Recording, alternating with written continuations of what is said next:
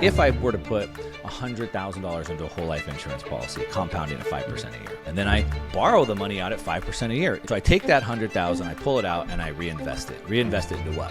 What the wealthy do is they don't buy real estate for cash flow. They buy real estate for tax efficiency. You've been talking about building wealth in layers, and I would just love to hear you articulate that. And, you know, because people come to you Right. all over the place to learn how to build wealth. And although you're a big fan of Bitcoin and some other things, you also you can take a step back and look holistically at the situation. Yeah. Well, I'm mostly known for my work in Bitcoin. I got started making content around cryptocurrency. Now it's just Bitcoin, not crypto. But I started my career in real estate. So it's like I've been an investor through multiple markets, through multiple assets. And I'd say certainly I think that Bitcoin is the cheat code. Bitcoin is our single greatest weapon, not just to build wealth for ourselves, which it is, and we'll break that down, but to change the world in a massively positive way. So it's the cheat code for life, for us individually and as a world. But also, like, whether you like Bitcoin or not, put that aside. Whether you like real estate, okay, like whatever. There's this raging debate in the Bitcoin circles, like real estate or Bitcoin, which one's better? Maybe you're a Dave Ramsey fan and you think you should just go into mutual funds and index funds. Like, okay, fine. Like, choose your weapon. But the way that the wealthy build wealth, and part of me building out this network is getting access to people like this to see these things, is that it doesn't matter. They're not trying to choose the best. They're using multiple things in a proper sequence and order to invest through layers to multiply their wealth 500 times faster.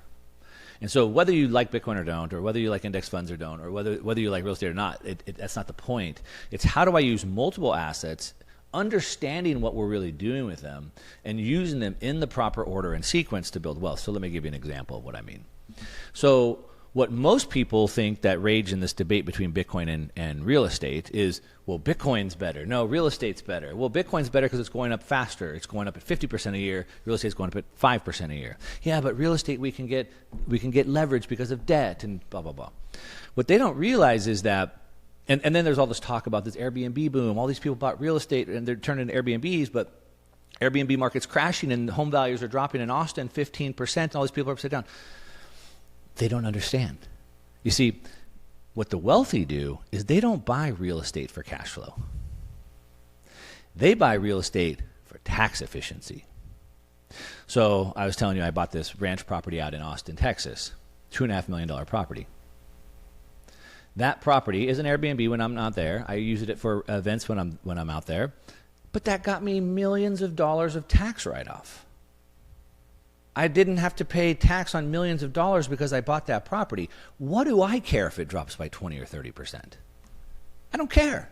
I got millions of dollars, right? And so people don't understand this. They look at it like that. And so what happens is, like, I'm working with this hosted Bitcoin mining company right now. We're not selling hosted Bitcoin mining. We're selling tax efficiency. Yeah. What if I can get double the Bitcoin in 2.5 years and I get $100,000 of write-off at the same time? And so that's what I talk about with layers, is like understanding it's not the asset that I'm buying, it's how does it fit into my picture, and how do I use this in a portfolio that then allows me to multiply wealth. Let me just break this down. So I did a video on this. So like if I were to put $100,000 into a whole life insurance policy, compounding at 5% a year, and then I borrow the money out at 5% a year, isn't that a wash? No. Because one is compounding, the other one is getting paid down. So I take that $100,000, I pull it out, and I reinvest it. Reinvest it into what? Well, first of all, over 20 years, that's going to make me $50,000. That's like a 50% return on my capital. Then I take that $100,000, and now I go buy $500,000 worth of real estate, which potentially gets me, back to the napkin math, $400,000 of tax write-off. So I don't pay tax on $400,000. That could be $150,000 based off of whatever an average salary. Now I have $150,000 I got to keep because I didn't pay that into taxes. Right. Now I put that $150,000 into Bitcoin, and in 5 years that's worth $15 million, and I didn't make a penny more. Yep. I didn't increase my income. I didn't work harder. I could have just put it into an index fund, and it could have grown to 6 or 7%.